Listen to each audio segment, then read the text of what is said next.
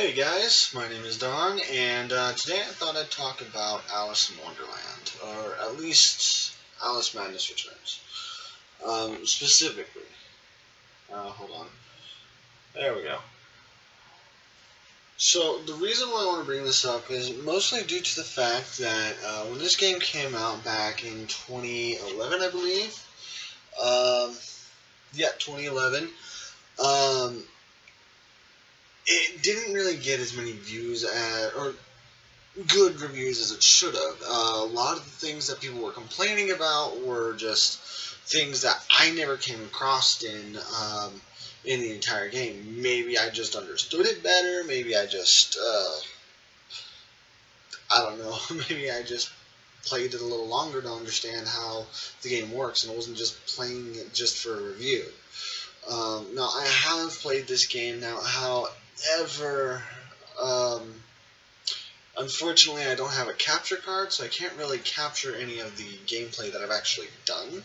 So I just decided to go ahead and put a picture of Alice right there. Now, I know I can't see it really well, mostly due to the fact that this camera is terrible. I am so sorry about the quality of this camera. I am working on getting a better camera, on getting better pretty much everything. Um, like I said, I have started a Patreon, which I did link in my first, well, not my first, but my last video, the PS Vita one, um, which I don't expect you guys to go ahead and just, go help me out on Patreon right away. That's not what I'm looking for. Honestly, I want you guys to support me on Patreon if you guys feel that I deserve it. And I am trying to deserve it.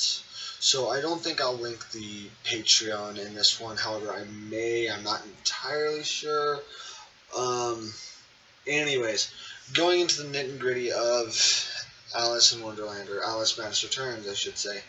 Um, Starting out, most of you probably don't know that Alice Madness Returns is actually a sequel to a game called American McGee's Alice. Um, he had made the original Alice, or the original American McGee's Alice, which I have not gotten through yet. Um, I think mostly due to the fact that I just get really bored really quickly. That's just me. Anyways, I'm just gonna keep this handy. Anyways, um, so Alice Madness Returns actually continues the story of American McGee's Alice, where she has spent, I believe, most of her life in an orphanage. Now, it doesn't really go into detail on what it is, but it's definitely either an insane asylum for children or an orphanage or anything like that, because you start out in the game with this really weird kind of setting. You start out in the game with this little key, just kind of going between one and the other, and basically hearing the guy go, "Forget Alice, forget." Uh, and he goes into constant detail about how she needs to forget. So throughout the entire game, the whole premise of the game is figuring out what is going on with Alice's Wonderland. Why this, as they have called it multiple times, I believe they called it the horrific train. I can't quite remember. Um, but they did um, call it a lot of things. Maybe that terrifying train? I can't remember.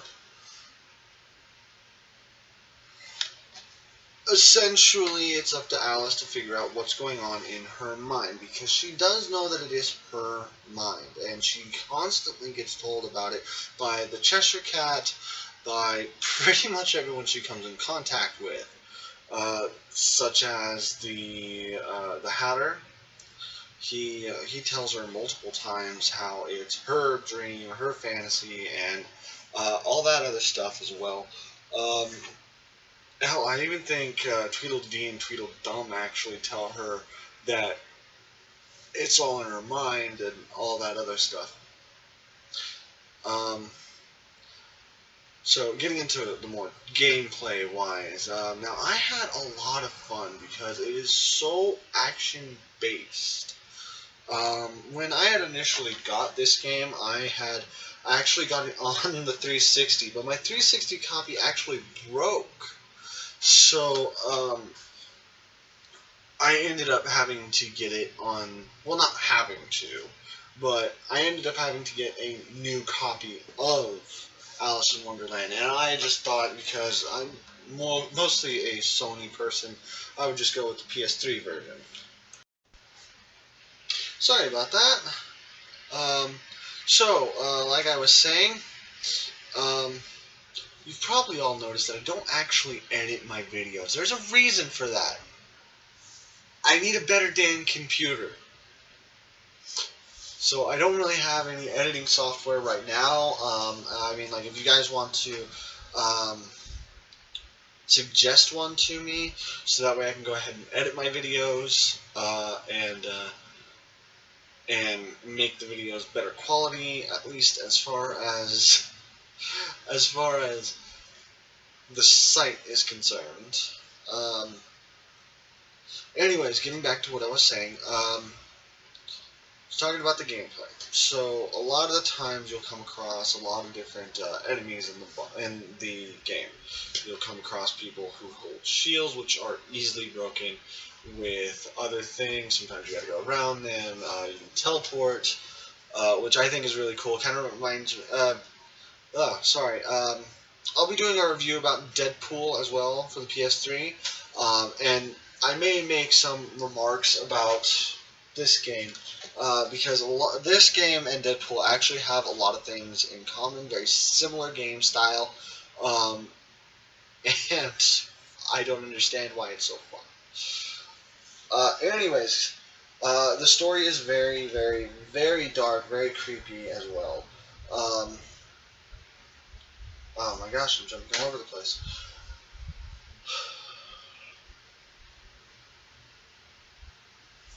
I had a lot of fun, and I actually went to IGN, or not IGN, sorry, Game Informer. I had subscribed to the Game Informer magazines, and when this game actually came out, back in 2011, I was getting the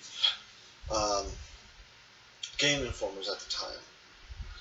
And I saw that it was placed there, and it was just a small little space about this big, and they gave it a 6.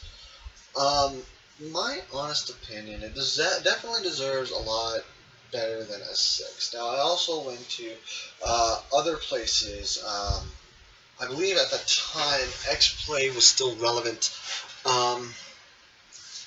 And I went to them, they gave it a low score as well. Like, it just didn't seem like it was completely necessary for it to have such low scores. And that's part of the reason why I'm doing this review. Now, I know, that was like 5-6 years ago. But you know what? I figured now none other better time to talk about it.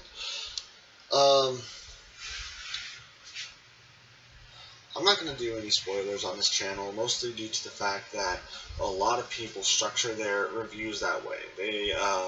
They structure their reviews in a way that they actually spoil a lot of things, and they feel the need to give spoiler warnings. I'm not going to spoil anything, but the ending is quite nice, very shocking. Let's just say that somebody ends up dying, and it isn't Alice. The game is quite intense. Not a bad thing. But also not necessarily a good thing. I mean, it's definitely not something I would recommend for children. I once tried to have my little cousin play this game, and she couldn't even get through the first, I want to say, 10 minutes of the game because of the opening scene. The opening scene is pretty shocking. Like, it is one of those things where you just gotta brace yourself for, and be ready to go, what the? I'm not gonna swear on this channel either. It's insane to think about. It really is.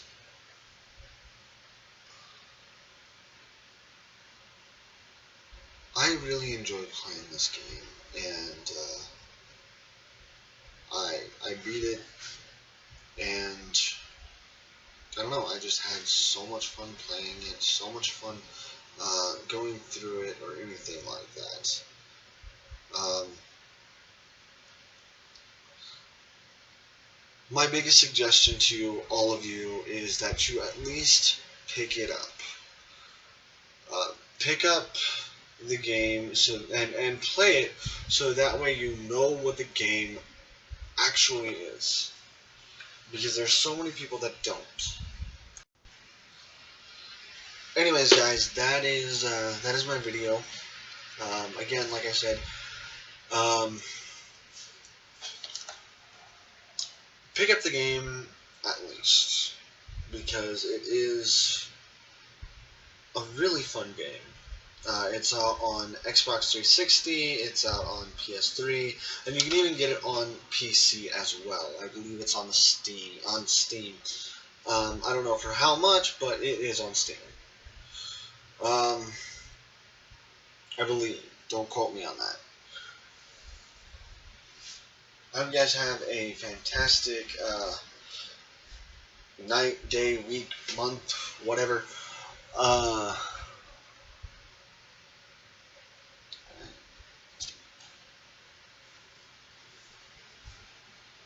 See ya.